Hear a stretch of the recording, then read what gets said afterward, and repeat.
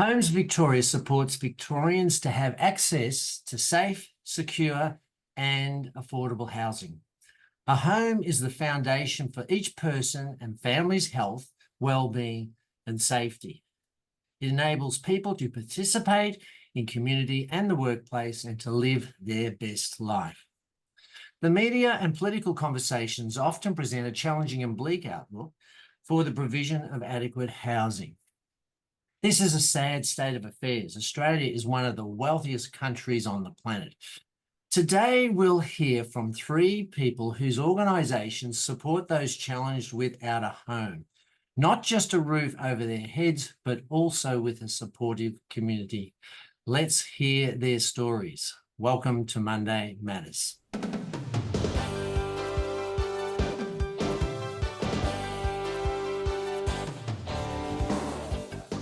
I'd like to start with Eddie Chapman from Box Hill Baptist Church.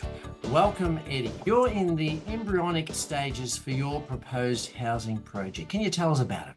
Sure. Embryonic is right. Literally, it was began the process with our congregation a couple of weeks ago with our first meeting with our consultants. But just to give you a bit of background, I'm one of the pastors at Box Hill Baptist Church, but I also have the privilege of being the president of Jubilee Housing, which is a housing organisation that has been running for over 35 years between Box Hill Baptist, New Hope Baptist, and South Croydon Anglican churches, who manages about 4 sites with about 41 residents. So we've got a long history in social housing. We also have a very long history in Box Hill, having been on this site in Station Street, Box Hill, for 125 years next year. So stand by for some big celebrations. And especially for the last couple of decades, there's been a lot of questions, as Box Hill is rapidly changing, as anyone in this area would know, about what do we do with these properties and how can we address some of the social and community needs that are emerging in this area, the changing demographics and so on. And because of our connection in social housing over the past, one of those questions has always been, can we use these properties to actually house people who would benefit from, having affordable accommodation, especially in a location like this? And that's been tossed back and forth and put in a too hard basket for a couple of decades. There is a joke that every pastor who turns up at this church talks about redevelopment and then quickly stuffs it in the bottom drawer. But we've decided to be a lot more strategic about that, especially at this point in time where Box Hill is changing even more rapidly than it ever has before. For those who may not be as familiar with Box Hill as we are, it's obviously a growing centre with increasing levels of accessibility. I was up in the Dandenongs yesterday and amazing looking over, and it's a second CBD that's popping up out of the ground. The suburban rail loop, which many of you will know about, is making a dramatic change here and literally turning Box Hill into a second CBD, which will be a stress, of course, for the suburb, but also creates amazing opportunities for people to live in another city centre in the east. There are currently very low levels of social housing in Box Hill. I think it's about 2.5%, which is significantly below the Melbourne average. And also very increasing levels of inequity within Box Hill. We're having the very rich and the big, 40-storey towers that are just across the road. It's not unusual to see Ferraris driving down the streets, but also still incredible levels of social need and socioeconomic disadvantage in the suburb as well. We have 3 sites smack bang in the middle of Box Hill, 2 of which, including the one I'm sitting in today, have the potential to go to 20 stories high in the future. So it creates some real potential to create meaningful housing outcomes, whilst at the same time addressing the church's issues around just the capacity and age of the buildings. Where we're starting this journey is actually with the support of the Lord Mayor's Charitable Foundation, which I really do need to thank and acknowledge. They've been running what's called an Affordable Housing Challenge, which is approaching and inviting organisations like ours who have land, who have space, and who have the goodwill and the values to assist them to focus on how we can increase affordable housing through developing underutilised land. So they've supported us with some money to actually undertake a feasibility study, a properly funded, well-equipped feasibility study using professional consultants to understand what the potential of these properties is.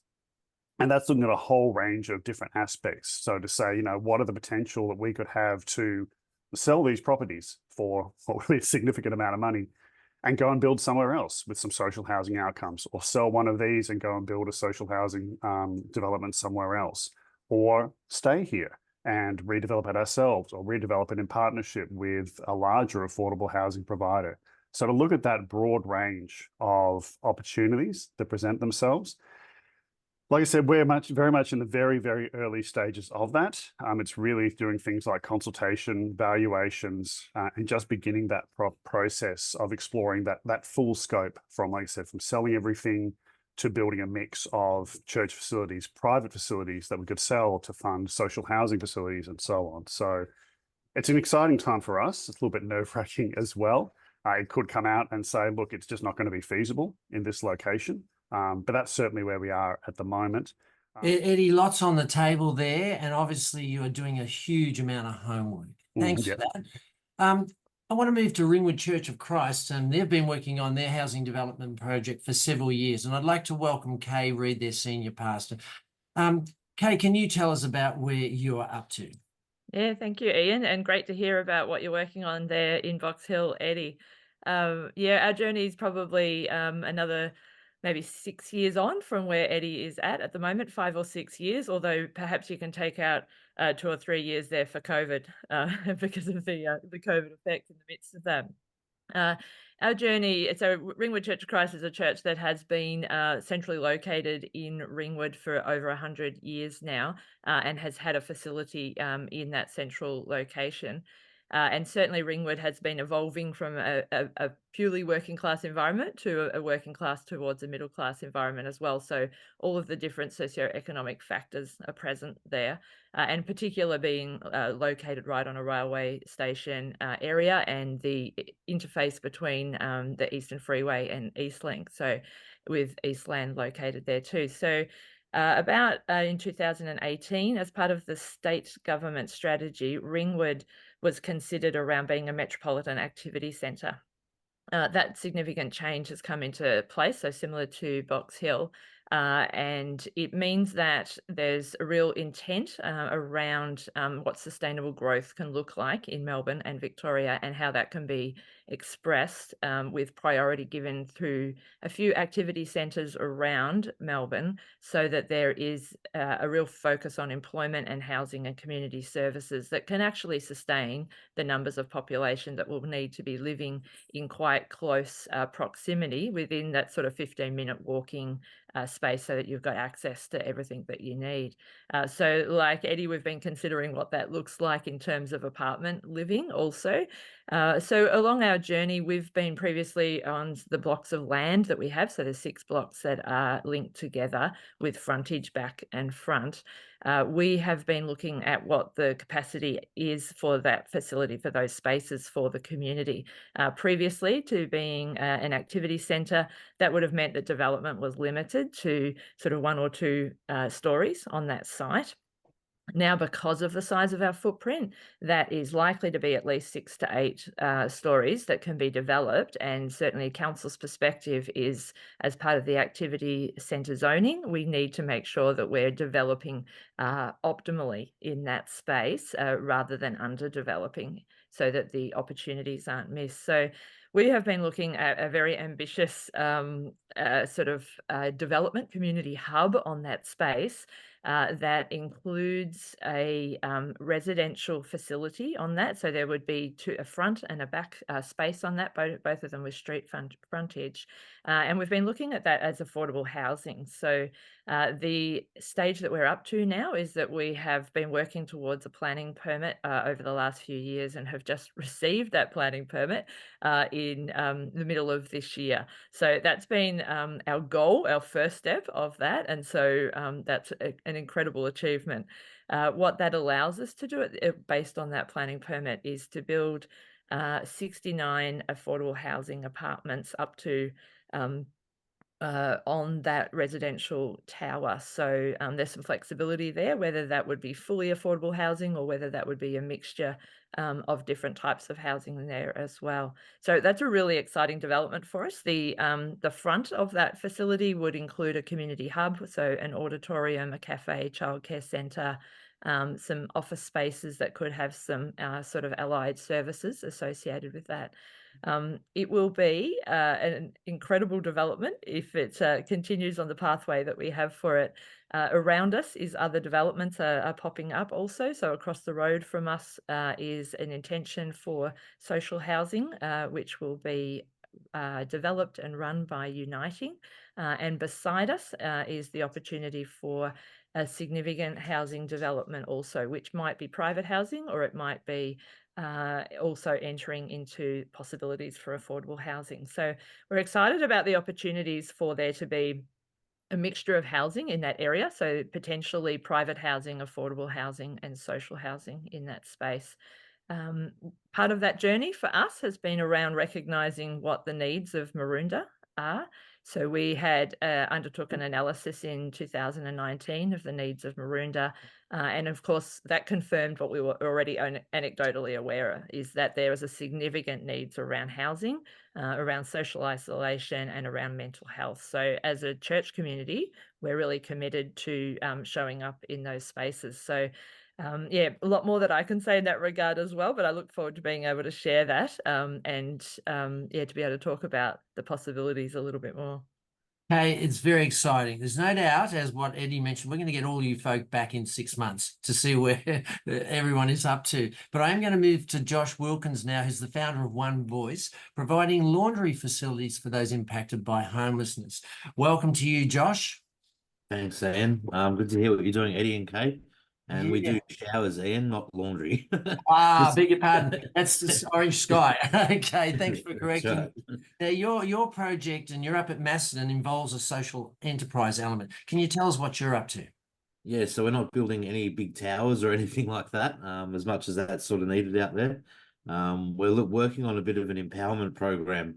I've been in the space for about 15 years now. And housing is a really complex space, especially with people that have needs and stuff like that. So we're looking at an empowerment program where we work on a few social enterprises as well as housing people to help them on their pathway out. I mean, we're out in Macedon, and there isn't too many rental properties out here available. So, you know, we work with some women that are sleeping in cars with kids. You know, the only accommodation available is really sort of bed and breakfast / pubs. And a pub's definitely no place for a kid. So, yeah, whether it's domestic violence, we're still in early stages as well, talking with council and permits and stuff like that. We run food truck, grow produce on small scales, and take them to farmers markets and stuff like that. So stuff like that would help empower people with business skills. And yeah, it's just a little bit of a different approach rather than just providing a house for someone. We want to try and take them on a journey, be that in hospitality or horticulture or other things that we may sort of get involved in. So yeah, not a massive, big, like I said, tower project, but just something a bit different that we want to do in the space of helping people on their journey. So at this stage, you have a dwelling that could house up to 8 folk, as you were saying, I think? Yeah, so we've got a big double-story house on the property at the moment, and that's where we're looking to start housing people, whilst we start talking to people or the council about putting cabins on there and stuff like that. Again, that's sort of a bigger project. It all boils down to funding at the end of the day, you know. Yeah, we're just looking to raise some funds at the moment to get that process started. But yeah, so yeah, again, we're a smaller sort of organization. So yeah, it's all about time, patience, and walking the journey. It's so encouraging to hear about 3 remarkable supported housing projects. all at very different stages of development and with such great potential. Eddie Chapman, Kaye Reid and Josh Wilkins. I only wish that Harriet Shing, Victoria's Minister for Housing, and Claire O'Neill, the Federal Minister for Housing, were present to hear your stories today. Thank you for being our guests today at Monday Matters.